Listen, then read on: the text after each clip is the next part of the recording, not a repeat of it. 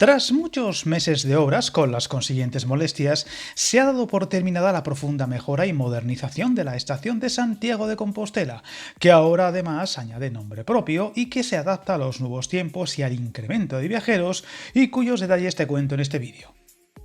El 25 de junio de 2025 será un día histórico para la capital gallega al ver por fin cómo se inauguraba la remodelada estación de tren, que trae muchas novedades y que se ha adaptado al siglo XXI tras una inversión de 53 millones de euros en un edificio que, como viene siendo habitual, no para todos los gustos, se le ha añadido un nombre propio, el de Daniel Castelao. Unas instalaciones que transformarán la movilidad de la capital gallega, conectando el eje atlántico con el centro de la península y donde también tendrá conexión con la estación de autobuses.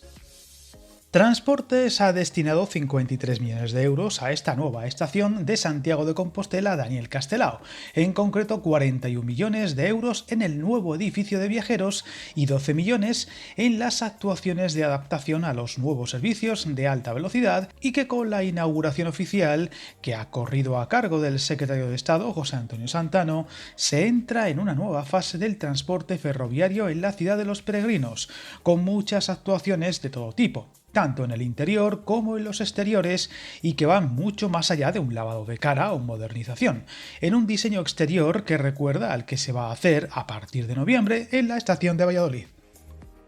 Viajar en tren nunca fue tan fácil. En trenes.com encuentra y reserva tus billetes de Renfe, Wigo, Irio y muchos otros países europeos. Vive experiencias únicas a bordo y recuerda, si vas sobre raíles, está en trenes.com.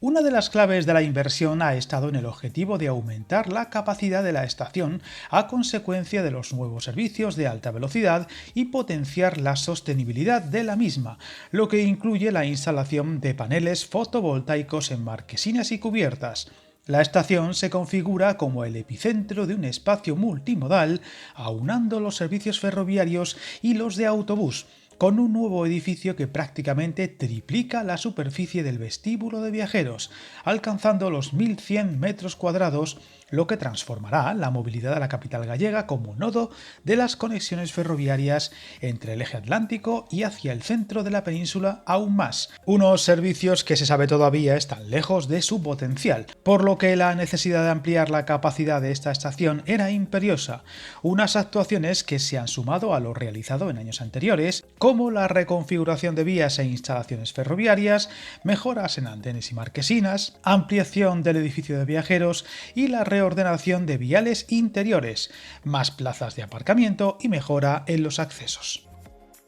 El nuevo edificio de viajeros se ha construido elevándose sobre las vías, con apoyos en los andenes existentes, contando con casi 5.300 metros cuadrados de superficie construida, distribuida en 5 niveles siguiendo un diseño funcional y eficiente y adaptándose con el mínimo impacto a la estructura ya existente. El vestíbulo principal se abre a una nueva plaza de la estación, de más de 1.550 metros cuadrados, salvando los desniveles existentes e integrándose en la ciudad mediante su conexión con la Rúa Hórreo. La actuación se completará con el nuevo edificio de aparcamiento, que con una imagen similar a la del nuevo edificio de viajeros y formando un conjunto integrado, aumentará la capacidad de estacionamiento del recinto en más de 900 plazas, además de la adecuación del antiguo edificio de viajeros para usos docentes y técnicos, área de subida y bajada de viajeros y zona de transporte público en un conjunto dotado de plena accesibilidad.